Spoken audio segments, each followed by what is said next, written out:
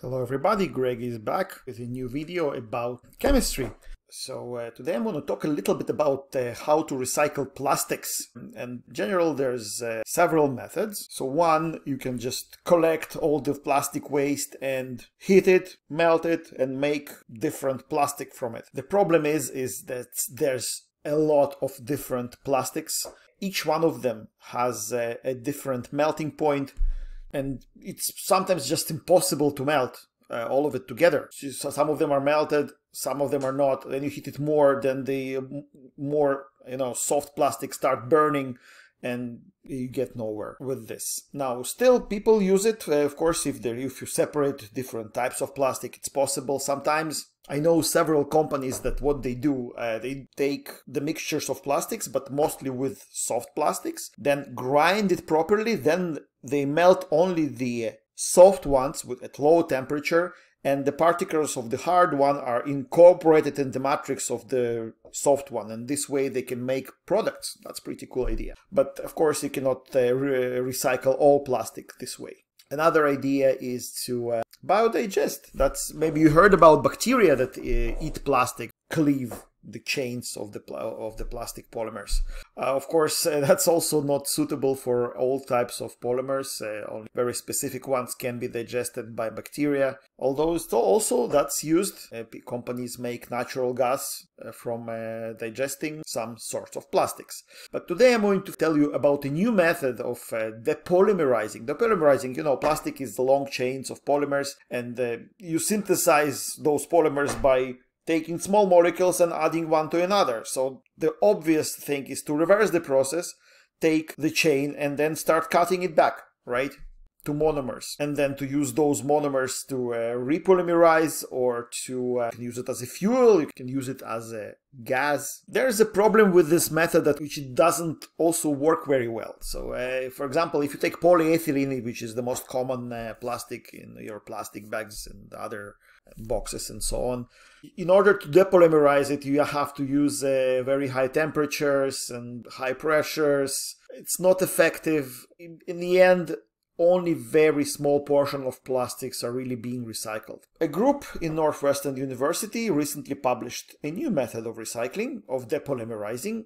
and for this they use a new catalyst which they developed, and I just want to show this catalyst briefly. Interestingly, it's based on the same catalyst which is used to build the polymer in the first place. Same metal, zirconium, known very well for doing the polymerization. This is Professor Toby Marks, who is the group leader. I wanted to show the structure just so you can compare it to the previous video where I showed the cube, the beautiful cube molecule, which looks so nice, but it's probably useless. Useful molecules usually look this way. They're just a mess. That's what Sabine Hossenfelder, if you know, the famous popular science YouTuber and the professor of physics, what she says is that not the beauty is going to save the world. So don't follow the beauty in science. Follow things that work. Looking for beauty is like looking for coins under light and not in the dark places.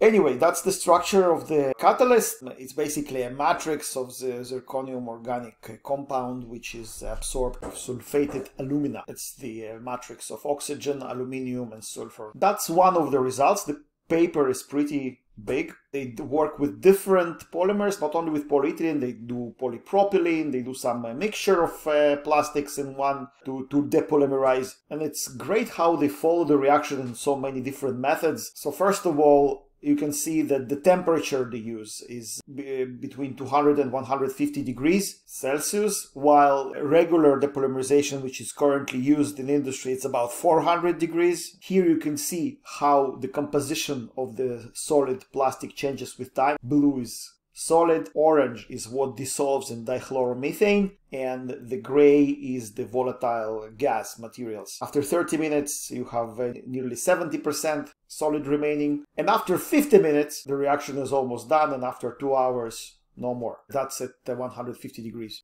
They use mass spectrometry to measure the volatile fraction every time, and the gel permeation chromatography, or GPC, to measure the soluble part.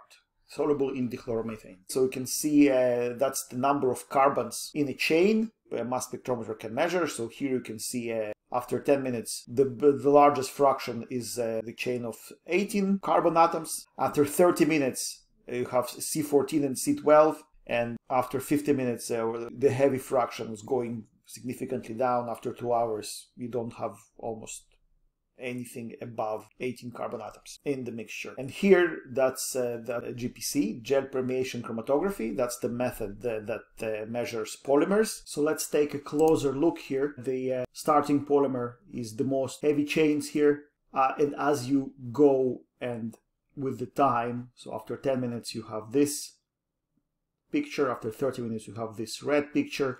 So the more time passes, the lighter and the shorter are the chains, until after 120 minutes there's just small amount of light polymers that can be extracted. So probably the remaining portion of the solid polymers is those that just the catalyst cannot approach. They also study the mechanism. Again, I don't want to go into it, just wanted to mention so that's the work of the scientist is not just to show, oh look, something works, but also at least try to explain how the things work. And in this case, they studied several different mechanisms and they were able to show using quantum mechanical calculations which one of them probably is the one that works. They also made some model experiments. I don't want to go into this. If you want to, you can go and read the paper, the link in the description below. So thanks a lot for watching this video.